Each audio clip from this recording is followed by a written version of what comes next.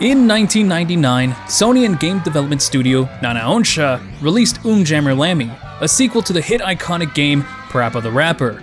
While the game is remembered fondly by those who played it back in the day and has a cult following now, the sequel cemented the end of the Parrapa the Rapper franchise as a powerhouse for Sony, which is an unfortunate thing for being a sequel that is supposed to launch the franchise forward, not bury it. In this video, we will look at the various reasons why the game decimated the chances of the series becoming a mainstream icon for video games, as I think it's an important lesson to anyone interested in game development and marketing, like myself.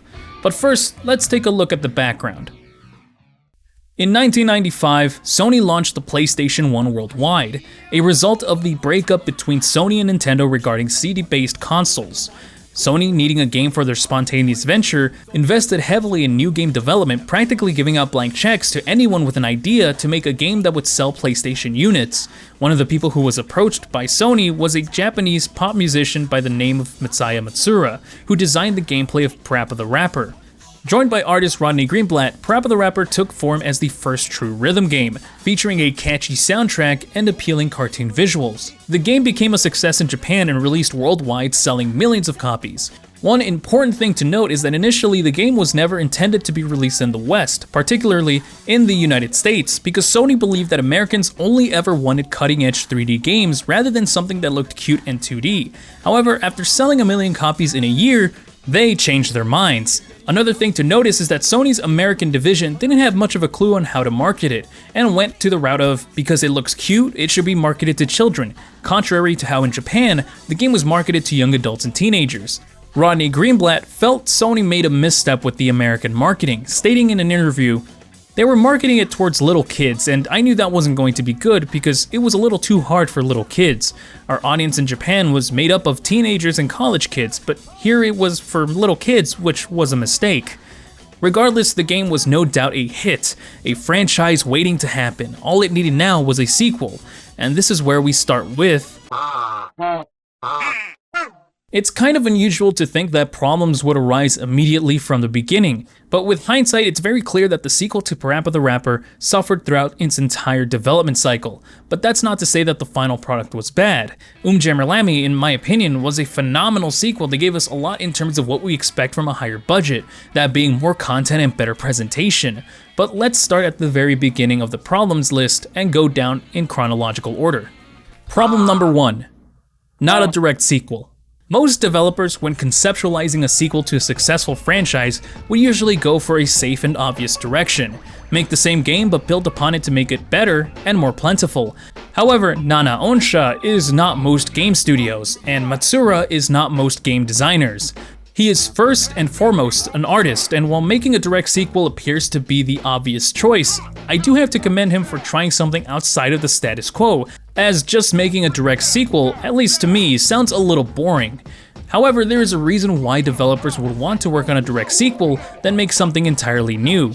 Game development is an expensive and time-consuming process. Any amount of reasonable corner cutting is a positive for the game, and when a huge part of the process is already done, such as conceptualization and assets, it means that getting a sequel out won't take as much time as the first game, making it much easier and more cost-effective to expand on the game.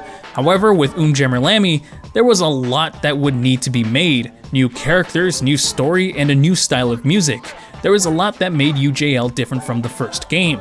On top of that, the game was also to expand on the first, such as with much more music, more engaging difficulty, effects that you can apply during gameplay, and a co-op mode.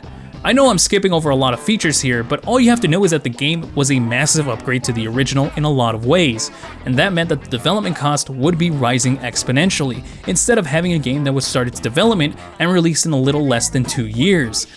Jammer Lammy would release in 1999, 4 years after the Japanese debut of Parrapa the Rapper in Japan, and 3 years after the worldwide release. This would make expectations for the game to be successful much higher, as price for development would be much more than it would have been had the game only taken 1 to 2 years to come out. Also, this is much too long for a game to keep relevance in a fan base. Kids that played the games would be preteens, preteens would be teenagers, and teenagers would be young adults.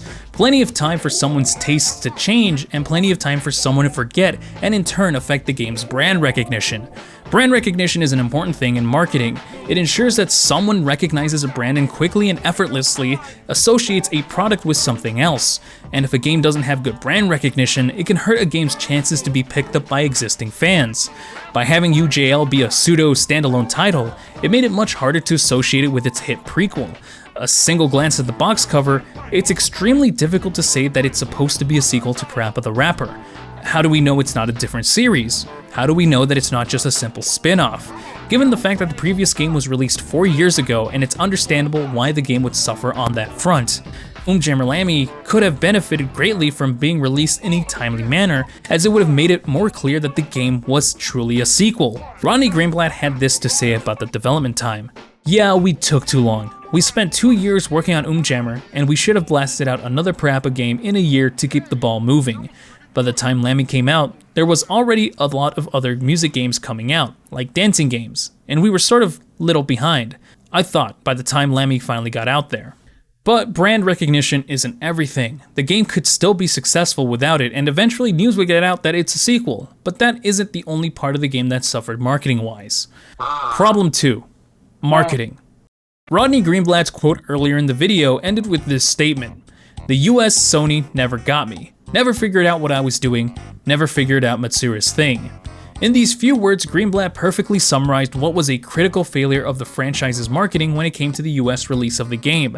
There's good reason to be concerned for such a factor because the US has a much greater population than Japan. It's bigger and has a greater potential for making a massive profit, so having a successful marketing strategy in the US was important for Sony and UJL. Unfortunately, Sony of America dropped the ball. Sony's Japan division never had this problem because the games from the start was aimed towards everyone because it was a passion project made for Matsura and Greenblatt themselves. The Japanese market ate up Parrapa, and to this day is still a recognizable pop icon for Sony. So when Sony's US division, who never had any interest in Parrapa because they didn't believe the American market would care for it, had to release it in the US, they aimed for children because of the presentation, a misfire as stated by Greenblatt. The game still sold well, but probably would have done a lot better if the game was properly handled. Knowing that, when it was time to release Jammer Lammy, Sony decided instead to focus marketing heavily on teenagers because of the difficulty and rock music. According to Greenblatt, this was an overcorrection.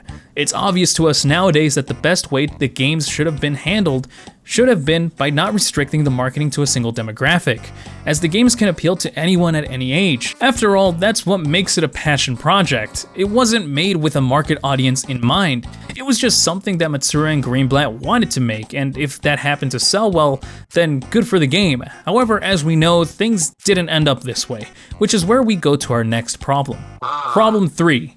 Timing. Regardless of how well a game is made or how well it's marketed, there are just some factors that can break a game's success. Timing is the biggest one, and we touched this somewhat when talking about the game's development time. However, there are a couple greater variables that could have possibly influenced the game in a much greater way. Parrapa the Rapper was released early in the PlayStation's life cycle, and ironically, Jammer Lammy was released near the end. How near the end? Well, at the same time Jammer Lammy was announced, the PlayStation 2 was announced as well in the same E3. This was terrible for any game shown at E3 because this meant that PlayStation entered this era of uncertainty for consumers. Why pay for a game released on the PlayStation when you can get a brand new PlayStation 2 and get better games on it very soon? Not to mention that plenty of the games were getting both PlayStation 1 and PlayStation 2 versions. This meant that it was safe to assume that Jammer Lammy would probably be released on the PlayStation 2 as well, so why get it now when you can get it later and probably a better version? This wasn't the case, and I think this led to hurting game sales. A much better strategy, in my opinion, was to just wait until the PlayStation 2 came out to release Jammer Lammy. It doesn't sound like a good idea, but in my opinion, having something that contrasted the rest of the PlayStation 2's launch library and not have the disadvantage of an out-of-the-door console would have probably done some good for the game's success, but waiting for that long probably would have led to the game being cancelled too. It's really hard to give any advice on this front. Regardless, I don't think this was the final nail in the coffin that led to the franchise's death. There is one more that pretty much destroyed any single amount of hope for mass success that holiday season. Reason 3.5. Timing, but uncontrollable. Let's look back at 1999 for a second. This year turned out to be one of the best years for video games ever. Many heavy hitters released this year that are talked about to this day. Gran Turismo 2, Medal of Honor, Crash Team Racing, a great time for PlayStation 1 games, but a bad time for Jammer Lammy because of the big competition. But there was one game that would just overshadow UJL's target audience in America. Remember, Sony's US division was aiming at teenagers with an appeal towards rock and roll. So what game would be released weeks after UJL that would completely bury it, rip out and steal a franchise's future? Well, let me give you a hint.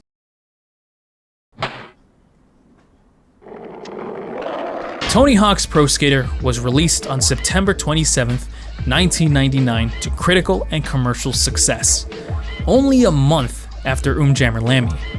Needless to say, Jammer Lammy did not stand a chance to be a success Sony wanted it to be.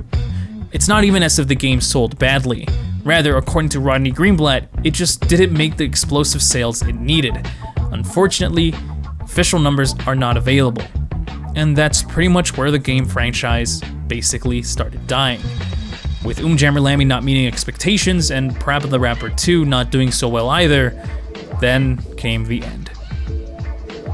Jammer Lammy was a passionate sequel that unfortunately did not meet the expectations of a commercial hit due to the problems regarding it not being a direct sequel, a mishandling of marketing, and just poor timing. So what did we learn? Number 1. It's a good idea to keep a good thing going. Taking too long to follow up to demand for something like a sequel is not a good idea. People will lose interest and other competitors may take up potential customers. Number 2. Know your audience so that the marketing is as effective as possible. Not doing so can create a game that doesn't appeal enough to move copies. Number 3. Timing is important as things that happen outside your games can affect it. If it can be managed, manage it. And finally, Number 4. Shit happens. Sometimes your game is just going to get flanked out of nowhere by a juggernaut of a release, and there's really nothing you can do about it. So what were the consequences for Matsuura and the franchise? Well, I haven't read that much in official words, but it can be best described by observations. Parrapa the Rapper and Jammer Lammy really only exist as merchandise for the Japanese audience and Sony. There hasn't been a Parrapa game since 2001. Nana Onsha is practically defunct and hasn't released any software since 2016. And Sony left the remastering of Parrapa to a third party. To say that Sony has little faith in Matsuura and the franchise is an understatement. However, do I think that Matsuura is wrong for not going the way of marketing and doing things how people consider the right way? Absolutely not. Jammer Lammy is one of my favorite games of all time, and I would be devastated if I never had the chance to play the game. I understand why he would choose to make something different and go in a direction that excites him. He's an artist after all. Passion is the best word that I can describe his attitude when it came to the series. He wanted to make a game he wanted to make, and had his passion come in at any other time in gaming history, he'd probably never get the chance. We got some phenomenal games that we can still play to this day, in a time where games in the mainstream are losing passion day by day for profit. It's nice to know that a series that was made with nothing but love, excitement, and passion had the opportunity and the chance to exist. So let me end this video with one of the best quotes from Rodney Greenblatt that best describes Matsuura's character. Matsuura wants to do everything in a freaked out, backwards, upside down way. And I love him for that. He's an artist who's constantly trying to beat people's expectations, to trick them out with what they think he's going to do. I didn't get how he was going to do it, but I trusted him.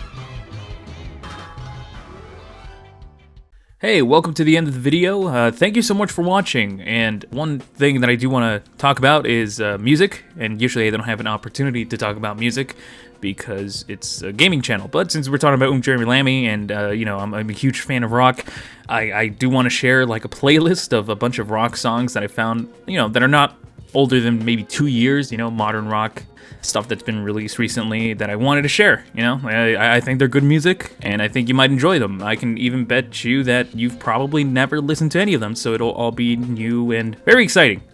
Very good music that I found. So, check that in the description. It's gonna be a playlist, pretty good stuff. It's not generic, it's not pop, it's not. So, yeah, just check it out. That's really all I have to say. Thank you so much for watching the video, and I will catch you in the next one.